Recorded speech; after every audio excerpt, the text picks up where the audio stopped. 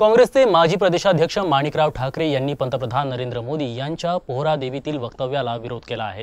ते म्हणाले की मोदींनी धार्मिक स्थळावर राजकीय वक्तव्य करून निंदनीय कृत्य केलं आहे।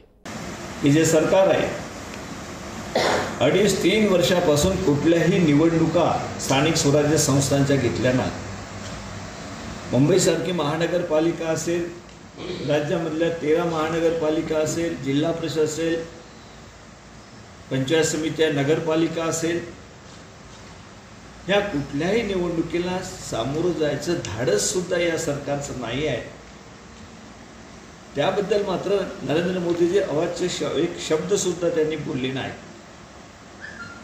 आणि फक्त बंजारा समाजावर अन्याय केला काँग्रेस पक्षाने, कुठल्या आधारावर त्यांनी स्टेटमेंट केलं हे पूर्णपणे धार्मिक स्थळी राजकीय अशा प्रकारचं स्टेटमेंट करणं याचा सर्व राज्यातील सर्व समाजातील लोक असेल, बंजारा समाजाला सुद्धा हे मान्य नसते की अशा प्रकारे ज्या वसंतराव नाईक साहेबांनी, ज्या सुधाकरराव नाईक साहेबांनी आम्हाला न्याय दिला, काँग्रेसच्या माध्यमातून मुख्यमंत्री आलेत, न्याय दिला, त्यांचाच अपमान खऱ्या अर्थाने नरेंद्र मोदीजींनी केलेला आहे।